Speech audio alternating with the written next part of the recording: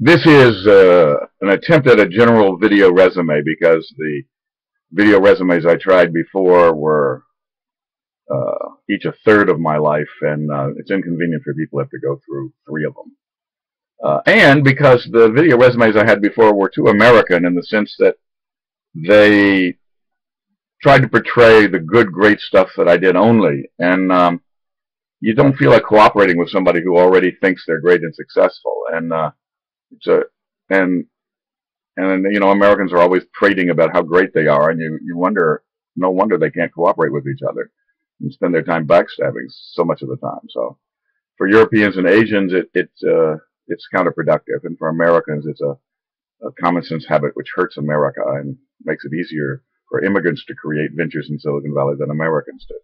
Anyway, the first thing to do is to run through the periods, because that helps me even understand what the hell life is and what I am. The first period was a math science period. I was very sincerely into nuclear physics from elementary school through getting into MIT.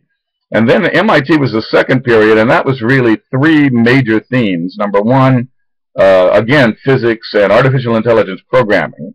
Number 2, creative writing, 2 years at Wellesley under Ray Bradbury, Lillian Hellman, Robert Pinsky, and W.H. Auden. And number 3, a Buddhist, Japanese, Chinese studies, Taoist meditation, Zazen thing with Nathan Sivan, Houston Smith, the Dalai Lama, and Gary Snyder and some other people, which handled my anxiety permanently in life. And boy, I highly recommend that to it. And this thing of putting yoga in schools and prisons all over the world is a really smart thing. And we got to get the Christians to stop worrying about it. And if they don't have any yoga, that's their problem, because it's really, really powerful. And Christianity took all those Gnostic books out of the Bible to get priestly power grabs, and now they're paying a price for it. It was their own fault for doing that. Okay, now, the third period was then paying the world back for my great education by working for free for 6 years in the world's poorest villages and urban neighborhoods. And that had a number that was managing by events, where I designed these massive events, and then I went around the world fixing events that other people didn't know how to set up or busted, because I got good at it, and that certainly wasn't planned. And then number 2 was fundraising. I didn't have the slightest idea how to do that, so we young guys just got in a room. Somebody said, well, who do we raise funds from? And somebody said, rich people. And said, who are they? And we said, well, let's make a list of the richest 2,000 Americans. And so we did a couple of days of research, and we made a list. And then what do? We visit them and ask them for money. So in 2 years, we went and visited them. But they're literally the richest 2,000 Americans, and asked them all for money, about 20 a week. And it works. and it changed my life in a way, because these guys had a million reasons to not give us appointments. Many of them did try not to give us appointments, but we learned how to be sneaky. But then once you got in their living room for just 20 minutes of talk with a stranger, if you put the ideas together in the right way, and you learned enough about what they really cared about and not just the public image of them, then the big checks would be $20,000, $30,000, $50,000 checks would be there on the way out. A little old lady in Racine, Wisconsin, a little tiny white house, must be smaller than Warren Buffett's house, from 1958, and showed us doilies for 2 hours, and gave us tea, terrible tea, and we started to leave, and hadn't asked her for money yet, and she said, aren't you boys here to get something? And I said, yeah, we were going to ask you if you wanted to support what we just described that we're doing, and in between looking at doilies. And she said, well, I've got money here somewhere. And she took the cushions off her sofa and dug around it. The sofa was as old as the house. And found a couple of checks that hadn't been opened. And she said, well, 1 or 2 of these should do. And she opened the envelope and looked at it and countersigned it to us and handed it to us. Now, it's rude for us to look when we're in a house. So we went out in the car for this $50,000. And the guy who had put us on to her had not bothered to tell us that she was the wife of the founder of Johnson & Johnson. She gets all these dividend checks. And so the 2 hours of doilies were worth it. Anyway, I did that. Then I used that NGO to get to Taiwan, Japan, and Korea, the poorest villages and urban neighborhoods there, like Sanya in Tokyo, and Kamagasaki in Osaka, and Jeju, Korea, Gwangyungyul village in Jeju, Korea, and had a lot of interesting stories, and other videos deal with there. And did economic development of a sort, although I kept drifting to women. as opposed to men out of an intuition. And part of it was I was young at the time, and the older men in my NGO ignored me. And therefore the older village men ignored me. And but quickly I also saw that the older village men were the problem, not the solution, and the women were doing all the real work in the village. And then the men were getting drunk and beating them up when I finished doing the work. And so I started asking the women what they needed and delivering that, and then it ended up revolutionizing a couple of these projects where 5-7 years of work by my NGO had done nothing, because they had been like the World Bank shoveling money at men all the time, because it was men-to-men world, and very hard for people to get outside their gender prejudices. And you shoveled 1/10 the amount of money to women in one of these villages, and everything fundamental changed. It was amazing. I got stories in other videos. That's the third period. The fourth period was I got a Japanese wife in Japan. And but while I was in Japan, I worked for 2 global corporations setting up artificial intelligence operations and AI circles programs. And both of them had to do with, I was in Japan to learn quality methods, because Japan was marching around the world beating everybody with quality methods. So I went to Deming Winners, the last biggest winner, which was Matsushita Electric. I went to their Musen Kinkusho, their main research lab. At the time, per capita, the highest revenue R&D lab in any industry at that time, because of various audio and video patents, mother patents they held. And then I went to Sekisui Chemical because they were applying for the Deming Prize, and Matsushita let me do that. And then I worked with their Deming Prize winner and created AI circles there while teaching AI software at Matsushita.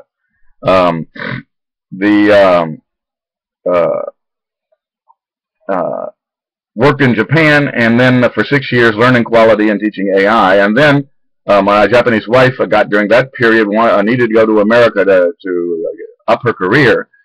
She applied to the world's #1 department in her field, so we went to the University of Michigan, which is good at social science, which was a really lucky strike for me, because I was a typical software engineer and really, really dumb about social things. And social science looked at them scientifically, and that was a whole new way of thinking for me that I got exposed to at Michigan. I ended up getting 2 masters and a PhD to just not be bored, while she got 2 masters and a PhD. And then I decided to test all of my ideas. So the 5th period was testing all of the ideas built up from my NGO and from MIT and from science and teaching myself calculus in elementary school and all that stuff. Taking all the ideas from my life and seeing whether they worked in practical reality by testing them at EDS Corporation in America, where they really, really worked. And I got to meet the chairman, Ross Perot, and he flew me to the CIA headquarters to do research there, where they really, really worked. And then switched to Coopers & Lybrand Consultings, where they had a whole bunch of non-profitable AI software consulting projects with Goldman Sachs and Morgan Stanley on Wall Street. And I fixed all of those, made them profitable by creating these AI Circles program, which were much faster, smaller, many more distributed projects instead of giant, hard-to-sell, complicated, risky projects that didn't make money. And then that worked really well, and Xerox wanted to win the Baldrige Prize for quality, so they hired me away from Coopers and Wall Street to do AI Circles for Xerox, which did get them the Baldrige Prize, and in return they gave me a different new business every year to build, which I defined, and the chairman met me and endorsed me and threw money at me. And then I did 3 ventures at Silicon Valley with Richard Bruce, and the Liveboard Group, the Documentum Group, and the QSoft Group.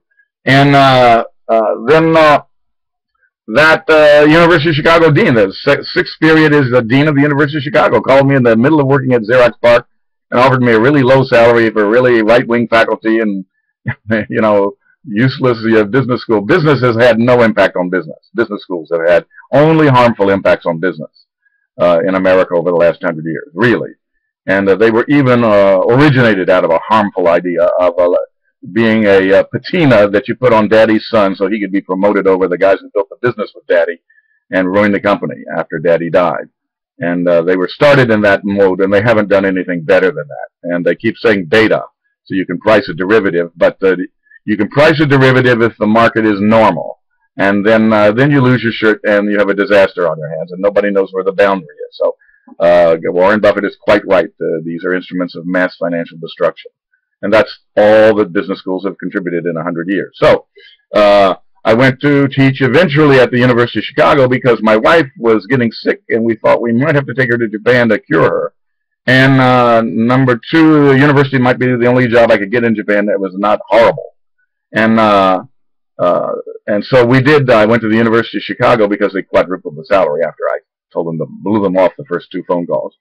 And found out it was interesting. It was very laissez-faire. They just gave you 3 blank course numbers and wouldn't tell you anything at all. They said, walk around and find out what we need and then invent courses for it. And wouldn't give me any advice at all what to do. You know, we hire bright people, we leave them alone was a little written slogan that the dean had. And yeah, no faculty meetings to attend and no receipts to write in because they believe that's childish. And so they give you a $20,000 research expense budget every year, and then you spend it as you wish, assuming you're an adult person. It was a great place to work, and the MBAs were great people. And but I didn't know what education was, so my first book ideas got started there. Well, my first book ideas came from Xerox PARC stuff. My second book ideas, this excellent science research project, which ended up generating 14 books when I was left the University of Chicago, got started there. And 54 reps at the top of every field. And my MBAs, I kept organizing them to interview the best people in the world. And they were well connected socially, so they got access to the best people in the world. And who are the best people in the world? I didn't want it to be as narrow and neurotic as the University of Chicago was, or certainly as the business school was. And these were business school students, so they were already well on their way to being ineffective people because they were in a school of business being taught by these psychopathic faculty who have hurt business for a century and not helped it. And then they had all these 1988, these in 1992, these entrepreneurship courses, 30 years too late to match Microsoft and Intel. And you know, it's the engineering schools that generate venture technology businesses, not venture businesses. Venture business is a new shoe store, as business schools teach it. And they've so bastardized the word, it doesn't mean anything anymore. So anyway, here I was at the University of Chicago trying to undo the historic harm that the business schools had been doing for 100 years. And it took me, I had a lot of really deep orienting work, the excellent sciences, redoing Plato, to rethink what education can be and then rethink what business is out of the not the American, but out of the global context. And out of the Silicon Valley West Coast, not the East Coast finance, Chicago, and Harvard context. Undoing an anti-Harvard like McGill did, very successful. So they just quadrupled tuition there. So that's what I did at the University of Chicago. My wife did get done. Fortunately, her illness became much worse. And we had to save her life, and we went back to Japan to save her much faster than they'd wanted to. And we dropped to a terrible university, 465th ranked in the world in Japan, and no faculty to talk to, no students to talk to. But that isolation, which I never would have voluntarily chosen, turned out to get me to write 14 gigantic books, about 50,000 pages. I never would have written if I had not been so isolated. And then as soon as we cured my wife, and we did, of rheumatoid arthritis, and that's a book I should write because there are many millions of women suffering unnecessarily. And the key word there is Niwa. Cured her, and the minute, I mean the day her blood figures came back fixed, we moved to Tokyo to get out of that horrible, isolated place. And but I kept writing books even in Tokyo, even though it was a lot better place to live in. And then I built a business in China. And so she got cured, we moved to Tokyo, I built a business in China, and I started presenting at conferences because my wife could do cooking again and walking around again, which for 14 years we couldn't. So I had some suffering in my life, and now she's over it, and I'm over it, and we're having a good time, and I'm building businesses again. So that's it. And, you know, in terms of high points that are not there in that history, you know, they all get rather crazy, and you know, I've listed them in many of the things I've written. I'll run through a few of them because I do well with the world's very, very top people. And I have a hard time sometimes with the world's middle-ranked people unless they give me positions of big responsibility. And that's just the way it is. The middle-ranked people cannot keep up with my brain. And that sounds arrogant, but boy, you get in a room with me and you'll understand why that's true.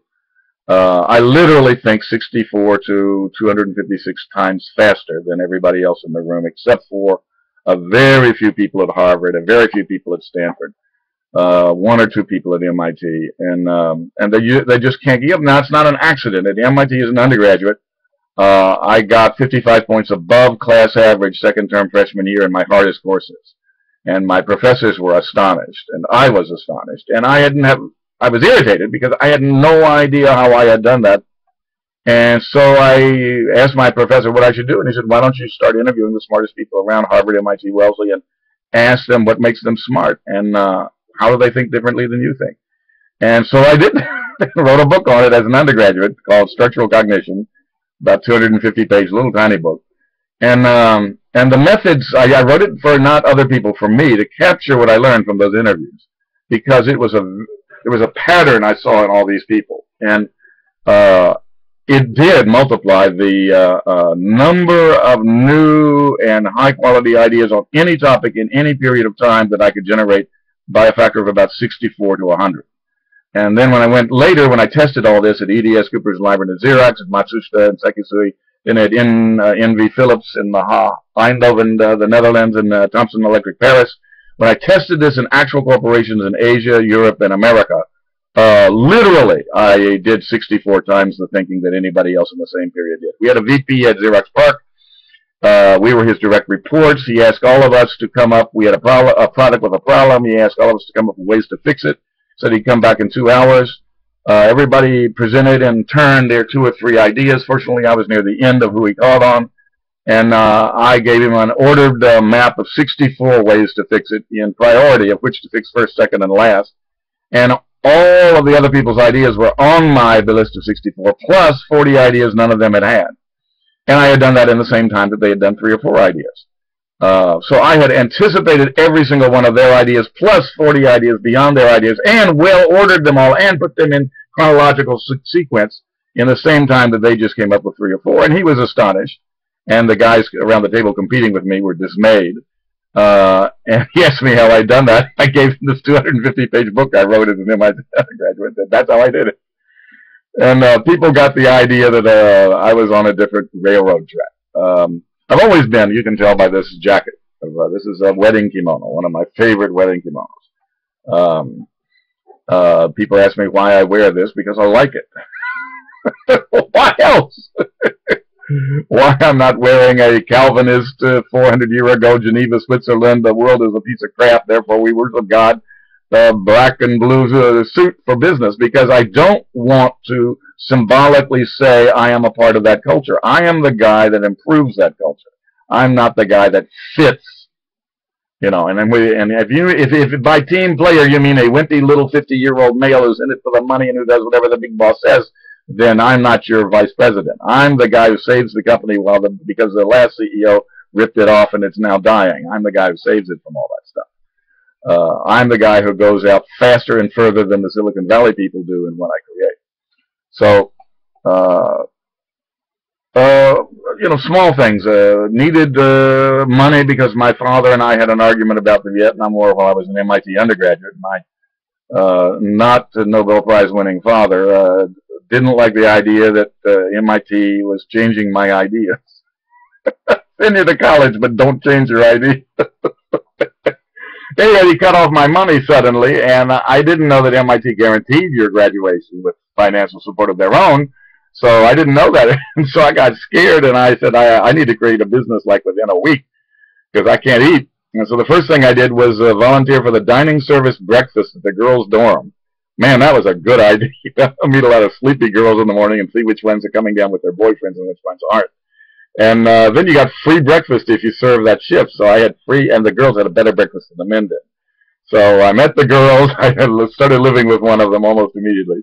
And I made money a little bit to live on, and I got free breakfast every day. And I didn't eat lunch or dinner because I ate so much breakfast. And then with my other time, I said, well, you know, I'd like the job and some money anyway. And they had these $10 an hour jobs, which would be the equivalent of like $70 an hour now, at the iLabs, instrumentation labs at MIT. And I didn't like that because of the nerdy nature of the students, and the professors did not seem smart there. They were, you know, in America's Apollo program and doing software for the Apollo mission stuff, but they weren't smart people. They were just competent, narrow people. And so what can I do? What can I do? I said, oh, I'll create a creativity school for the children of the entire Harvard, MIT, Wellesley faculty. This is what happens when you're an undergraduate. You don't have any common sense. So I invented this creativity school. Every weekend had a scientist theme like Beethoven and an artist theme Picasso. So we had a Beethoven-Picasso weekend, and a Mozart, Linus Pauling weekend, and et cetera, et cetera, et cetera. We got rid of that eventually because I hate Mozart's music, so we stopped doing Mozart. Everybody else liked his music, but boy, I can't stand it. So I think we replaced him with Ralph Vaughan Williams, whose music I do like. The Lark Ascending in particular. But anyway, we did these weekends, and we started with about 10 kids from 10 faculty. We take them Friday to Sunday night, Friday night to Sunday night, so the parents could have a romantic weekend. And then they would, and then I knew a little bit, I don't know where I got this, but I had intuitions about managing kids. Number one, I knew that a lot of the kids were going to be psychological basket cases because they had the faculty as parents, and faculty teach rather than parent. And so I knew we were going to have some psychological cases. So I ended up sitting on a couple of kids for 3 or 4 hours, just to being a block to their wildness, to let them know that some adults knew enough about them and who they were to sit on their rebelliousness and say, you exist for me, you exist. And by blocking their wildness enough to let them know that some adult recognizes my existence. And then they calmed down and they were wonderful. And the parents were just astonished Sunday night to come and pick up these kids who were treating me in this respectful, wonderful way. And they had never seen them treat anybody that way before. And I exist. The kid exists to me, so he doesn't have to act out wildly to try to exist to you, the stupid professor who won't talk to him like a person but just teaches him all the time. And so I had some good intuitions which made the school work really well. And I don't know where they came from. Maybe my mom, probably. And then another intuition was Saturday morning and Sunday morning, run them for 2 hours to get all that youthful energy out of them so that they could be quiet and study the rest of the day. And so we literally ran them for 2 hours Saturday morning and Sunday morning. I had teenagers from the same family. I paid $100 a weekend for as staff. And that was a lot of money for a teenager in those days. So we had really, really motivated teenagers as staff. And I made them put on monster masks and chase the kids for 2 hours. But it worked wonderfully. We didn't have any of this attention deficit disorder crap because these kids really had a lot of physical workout every morning for 2 hours being chased by monsters. And that worked well. 10 o'clock in the morning, they were exhausted. They couldn't run, 1 meter after that. Anyway, we looked. We had a little system of an hour and a half into the 2 hours of running them. We made a list of the ones who didn't seem to have run enough. They still seemed to have too much energy left. And then we concentrated on the last half hour. And by God, there wasn't any kid with any energy left by the end of the 2 hours. And boy, that really made them happy. Really made the rest of the day comfortable for us. And then we hired, this is one of my teenagers. We asked him, what can we do to really impress the parents when they pick up the kids, other than the behavior changes we got and the creativity crap that we got. And we thought, oh, well, we'll do this. We'll find the most expensive looking and being pastry restaurant in Boston. And we were making a lot of money, $100 a kid per weekend, up 142 kids at the top, at our peak level. So $14,000 a weekend from my job. I was bringing in, that was revenue. Oh, we had free facilities because I used churches. And we changed to church every weekend to a different state. So New Hampshire, Vermont, New York. We changed Connecticut. We changed church every weekend because I was in violation of several laws in Massachusetts with this child school and didn't have licensed staff and all that crap. So we changed states just so that the police would never get any mental momentum up to stop us because we were always bothering another state the next week. Eventually that really would have caught up with us, but eventually we would have had so much money we could have paid bribes to the police, or bought our own building. But anyway, we were making a lot of money, and I needed ways to spend it. And so we hired the best pastry restaurant in Boston, these 3-tiered floating pastry and ice cream on vermouth or something or other, and it spills down. They light it on fire at the top, and the fire spills down to the second level, and it spills down the first level. We turned off all the lights in the room, had them lined up on white tablecloths on the table. We leased gold serviceware and champagne glasses, and lined them up. And the parents came in during the dessert phase of the dinner to pick up the kids, and they all took pictures, and they had all these flash in the back. I mean, we really hammed it up. We really sold that baby. We really knew how to sell. Now, you hire me. This is what I do for you. I have a talent for the ridiculous, and I have a talent for comedy, and I have a talent for flashy colors. And boy, if you have any problem at all getting attention from somebody, I'm your solution, because I will grab all of the attention within a 1,000-kilometer radius, and for the next 5 years, concentrated every single week on 100 things that I invent for you. Started with this kids' school, and I still get New Year's cards from some of the kids and some of the parents that I dealt with, and although most of the parents are unfortunately dying off. And boy, there were a lot of tragic cases, in terms of kids that I had to sit on myself personally for 3 hours to make them run up against some adult that was real for them and said, I'm going to stop the direction you're heading in because I recognize you're a person, and I'm going to just sit here and let you do all your crap, and I'm going to overwhelm your crap with my greater wisdom and power. And then when you finish acting like an idiot and screaming and yelling and stuff like that, you'll realize that the only way you get my attention was by civilized, respectful, and mutual behavior with each other. And it worked every single time. Anyway, that's one. Another one was I wanted to practice teach. I thought I might want to teach. I don't know where I got that idea. I think a girlfriend at MIT in my dorm got me turned on to that. She was doing it, and so, yeah, and part of it was just to be with her. At any rate, you could practice teach in all the schools in Boston, which are many, many great schools in Boston, but not Western schools where the MIT Harvard faculty lived. And I knew about this because I had this weekend of school thing, and most of my parents were coming from Weston to pick up their kids from my school. And so what's Weston that it won't allow MIT Harvard people to do practice teaching? And turned out it was the #1 school in the middle of the world in terms of placing people at Stanford and Harvard every year. And they had a lot of pride, and they didn't want some dumb undergraduate screwing up their program. And so I just went to interview at Weston to practice teach, and they told me over the phone, we don't hire anybody. That's okay. I'm an MIT guy. I don't have any social skills. So I'm going to try. And I met this guy, Bruce McDonald, who was superintendent of English teaching for the school system, and talked to him for about 3 minutes, answering his first 2 or 3 questions. And he said, "Shut up! You keep saying stupid things. I don't want to hear any more stupid things from you." And he said, "But you're hired." And so I was confused. I said, "You're giving me one of these double-bind, lying messages here. Double-bind messages. You're saying that I said stupid things, but you hired me."